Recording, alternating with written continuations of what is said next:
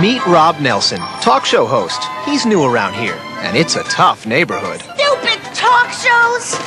But Rob's got a whole new way of doing things. A point of view, I got an opinion. I'm in the middle of the rumble with everybody else. Hi, I'm Rob Nelson. I'm Rob Nelson. Do this for free? You want $100 billion to lose the rest? You barely have shorts on. I'm not asking if it makes sense to arrest the homeless. It definitely looks like a festival, but I noticed it just... Is that going to stop a war? I am standing out here to make a point.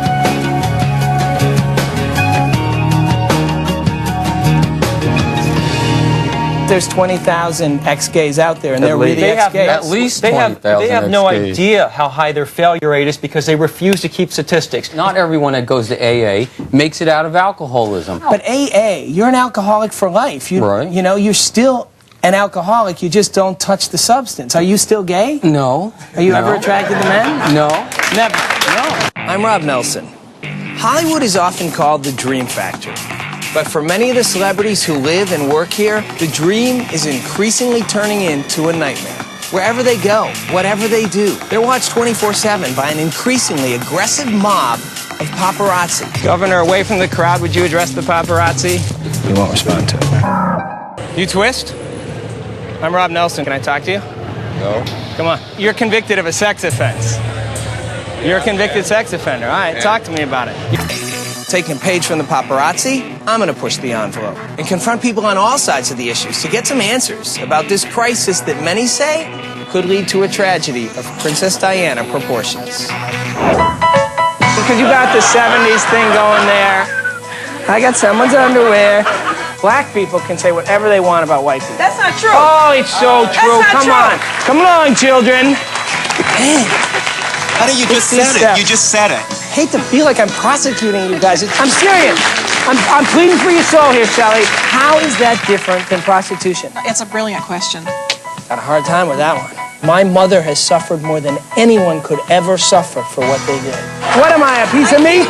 I'm gonna keep this family together and make it work. And it just ain't in my control. It's just happening. Do you have gaydar? Whatever, turn it on. Your life could go down south so fast it ain't fun. They're so happy. Don't wait till it's too late. I mean that. We'll be right back. I hear what you're saying. She's got a good point there, right? Some of what's in this music, you can't sanitize it. And maybe you shouldn't sanitize it. I would look at Eminem's music as just as violent, just as derogatory, and just as artistic. But my question is there a social responsibility attached? Because you can't just look and say that music isn't influencing kids. Hello and welcome. I'm Rob Nelson. You're listening to The Rob Nelson Show here on 790 KBC Talk Radio with Passion. Again, I don't get this one thing with the reporters. What are you doing? Beating reporters with batons. I don't care if they're kind of in your way. Aren't we all equal under the law? I mean, if you commit a crime against someone who's disabled, it's a hate crime. The police were well protected. They weren't that provoked. They pushed the people who provoked them back into the crowd. I got a bank full of phone calls, so I'm going to take some calls and get this going right away. Richard, how you doing? Welcome to the show. Check this out. There's a new thing. It's caffeinated soap. It's called Shower Shock. But they say 200 milligrams of caffeine per wash goes right through the skin. No need to drink that hot coffee. No need to ice it. Don't need a latte. Just get in the shower, put it on, and off you go.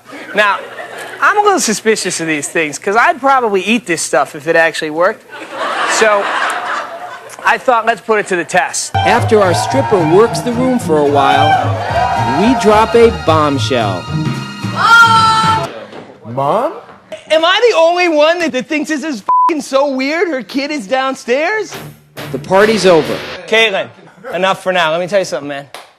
This has all been a test. That's not her kid. He's an actor. You're lying. I'm dead serious, man. I'm dead serious. Nice. And it's a very powerful visual. I'm getting pulled down. Talk to my friend. Don't fight with a black woman who wants a microphone. Leaving you bored? You're going back to Japan? Come on. We're out of here. Do you feel discriminated against as a gay guy? I didn't say I was gay. Are you gay? Yes. Okay, well, look at you. I'm sorry. And don't fault me for having gaydar, because you know what? I hate this thing that you can't pick someone out. It's like you can tell half the time when someone's gay, which is the point. It isn't necessarily his choice. He's born that way. That's who he is. Why shouldn't he be able to, exhibit that and live it? Pictures of celebrities command more money than ever. So I took to the streets to find out what What makes a photo so valuable? Which ones are worth the most? And just what will the paparazzi do to get them? How are you? I'm Rob. Giles. Let's roll. Giles Harrison, a freelance photographer, has been taking pictures of celebrities in Los Angeles for more than a decade. So you basically have it's almost like a series of rounds, like you go on your rounds. Rob Nelson is looking to take down his competition in the ratings grab for late-night weekend viewers. Every Saturday night, he takes a hands-on approach to intriguing issues that spark lively confrontation. But isn't the whole beauty of politics in America that anyone at all can climb to the top? You know, kids, you get told, you can grow up to be president. Paul talks about, in 1 Corinthians 6, he talks about a whole list of sinners, and he mentions in that group homosexuals and male prostitutes. And then he also mentions idolaters, revelers, drunkards, swindlers, greedy people. And that's all of us. Well, you know, New Year's Eve in Times Square, 10 million people going straight to hell by that time. Straight up, I'm for the war, and I'm upset about the anti-war protests. But not because they're happening, because they're so darn lame. Honk for peace? Give me a break.